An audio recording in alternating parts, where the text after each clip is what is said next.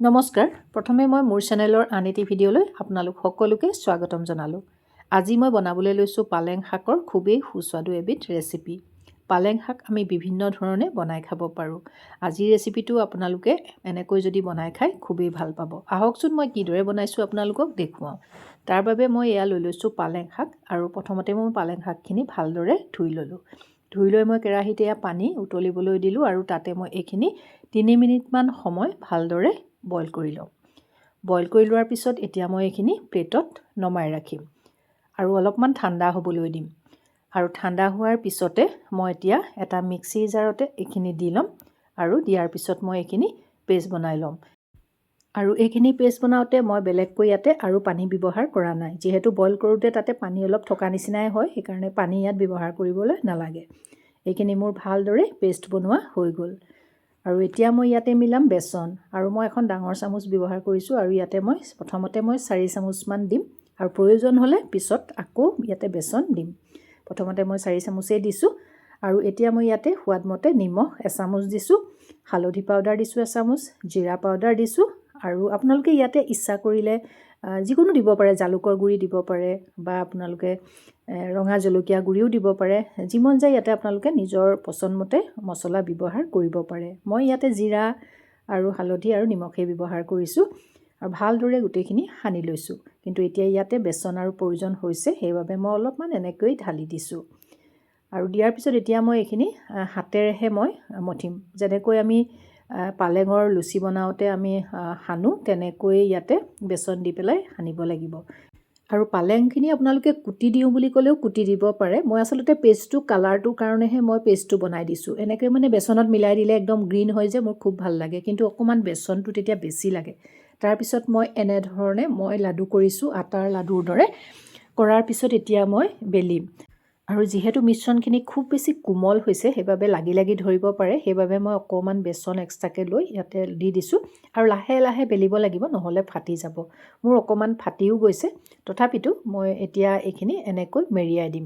দীঘলে দীঘলে এনেকৈ মেৰিয়াই ল'ব লাগিব আৰু এনেকৈয়ে মই বাকীবোৰো গোটেইখিনি বেলি ল'ম।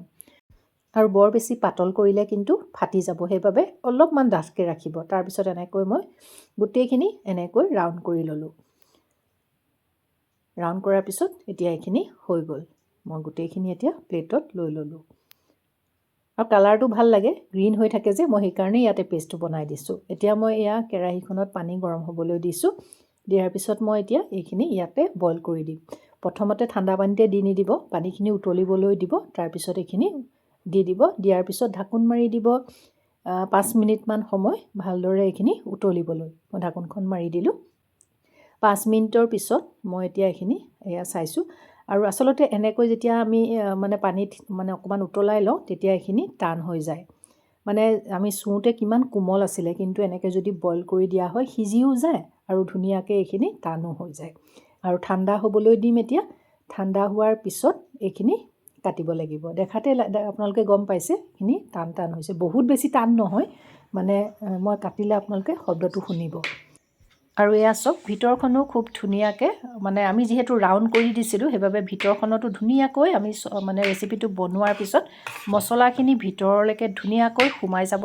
আৰু এইখিনি কৰোঁতে বাৰু অকণমান সময় লাগিব, তথাপিতো সময় লাগিলেও দেখিবলৈও ধুনীয়া লাগে পিচখিনি, নহয়নে? এনেকৈ কৰি ল'লে। তাৰপিছত আপোনালোকে ইচ্ছা কৰিলে এইখিনি ফ্ৰাই কৰি ল'ব পাৰে। মই কিন্তু ফ্ৰাই কৰি নিদিওঁ, কাৰণ আমি যিহেতু বইল কৰিয়ে লৈছোঁ, সিজিও গৈছে। মই এতিয়া কেৰাহীত দিলোঁ তেল, তাতে আধা চামুচ মই গোটা জিৰা দিলোঁ, এটা শুকান জলকীয়া দিলোঁ। তাৰপিছত মই সৰু সৰুকৈ কাটি লোৱা 2টা পিঁয়াজ মই ইয়াতে এতিয়া দি দিছোঁ আৰু কেঁচা গোন্ধটো যোৱালৈকে পিঁয়াজখিনি মই ভালদৰে অলপ সময় ভাজি ল'ম। অলপ সময় ভজাৰ পিছতে নহৰু আদা বটা এচামুচ দি দিলোঁ আৰু এইখিনিও এতিয়া মই দিয়াৰ পিছত ভালদৰে অলপ সময় ভাজি ল'ম। ভালদৰে অলপ সময় ভজাৰ পিছতে ইয়াতে মই পেষ্ট বনাই লোৱা বিলাহী এটাও দি দিছোঁ। বিলাহী দিলে টেষ্টটো ভাল হ'ব আৰু কালাৰটোও খুব ধুনীয়া হয়। হালধি পাউডাৰ এচামুচ, জিৰা পাউডাৰ এচামুচ, ধনিয়া পাউডাৰ এচামুচ আৰু নিমখ সোৱাদমতে দি দিছোঁ। আৰু ইয়াতে মই জালুকৰ গুড়ি এচামুচ দি দিছোঁ।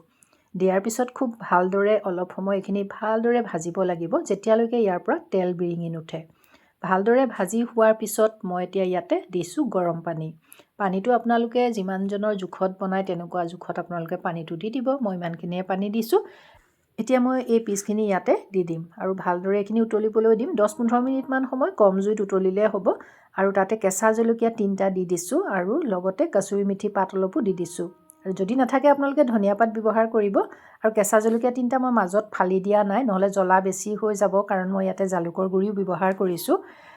15 মিনিটমানৰ পিছত মই এখন ঢাকোনখন খুলি চাইছোঁ, সেইখিনি ধুনীয়াকৈ এতিয়া হৈ গৈছে। মই গেছটো অফ কৰি দিলোঁ। আৰু আপোনালোকে যদি গৰম মছলা ভাল পায় তেন্তে শেষত আপোনালোকে ইয়াতে গৰম মছলা অকণমান দি দিব পাৰে। আৰু আজিৰ ৰেচিপিটো চাই আপোনালোকৰ কেনেকুৱা লাগিলে কমেণ্ট এটা কৰি জনাবলৈ নাপাহৰিব। আৰু মোৰ চেনেলৰ যদি আপোনালোক নতুন ভিউৱাৰ্ছ বা মোৰ ভিডিঅ' আজি প্ৰথম চাইছে তেন্তে মোৰ চেনেলটো ছাবস্ক্ৰাইব কৰি কাষত থকা বেল আইকনটো প্ৰেছ কৰি অল কৰি থ'ব।